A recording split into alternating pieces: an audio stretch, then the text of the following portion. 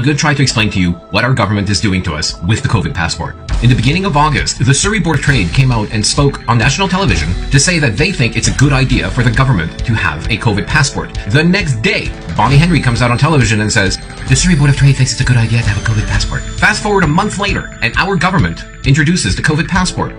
The government did not pass a law, but is rather a mandate for the COVID passport, threatening with financial fines if the businesses do not comply. Let me explain this. Had the government made it a law, each one of us as individuals could sue the government that this is an infringement on our Charter of Rights and Freedoms. Since a business is accepting this mandate, the government walks away from this. So if any of you want to sue that a business is infringing upon your Charter of Rights and Freedom, the government cannot be touched.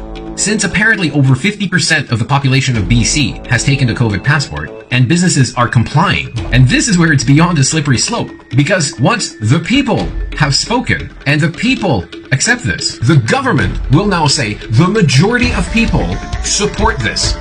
Now the government can make it a law, and it no longer infringes upon your Charter of Rights and Freedoms if the majority speak.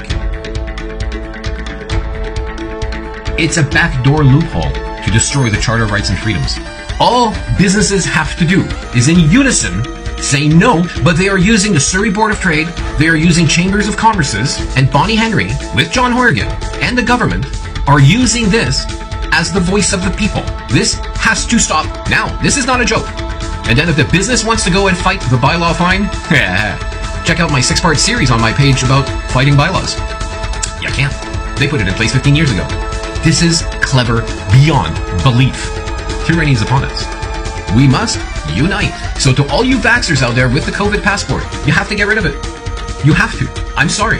It will be your future as well. Because the next step from here, once it's fully in place and the law, they will tie it to your bank account. Because that's how they'll make it a secure transaction. Then you can welcome the social credit system. And don't forget, your passport's only valid for 6 months. Then you gotta get another booster. I hope this is an eye-opener. I'm out of here. Ella Woods.